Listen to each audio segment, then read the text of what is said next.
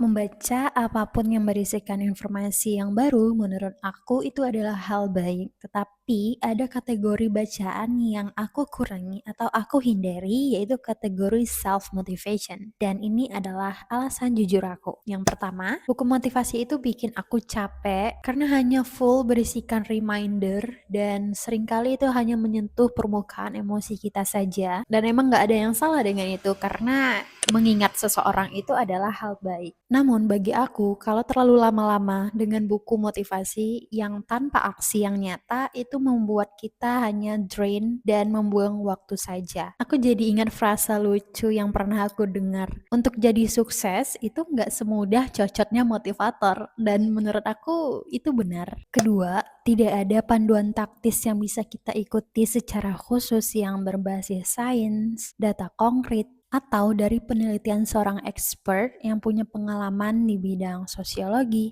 psikologi, atau praktisi terkait. Tapi kan aku udah baca buku motivasi biasa-biasa aja tuh. Terus ini aku lagi baca buku motivasi, bukunya diapain dong? Jadi selama ini aku salah ya? No, nggak ada yang salah. Dan ini adalah alasannya. Yang pertama, jadikan itu sebagai momentum. Jika di posisi sekarang kalian itu nyaman dengan membaca buku motivasi, lanjutkan, nggak apa-apa. Nggak ada yang salah dengan hal itu. Dan anggap saja itu sebagai momentum untuk memulai membaca buku. Karena jujur, pada awalnya aku pun begitu. Aku memulai kebiasaan membaca buku dengan membaca buku motivasi karena menurut aku itu bacaan yang ringan banget untuk pemula. Lalu lambat laun aku itu jadi lebih suka membaca hal yang teoritis yang lebih mendalam atau bisa dibilang kategori self improvement, antara lain bukunya adalah Atomic Habit atau Tipping Point. Sejauh yang aku baca dari self improvement itu,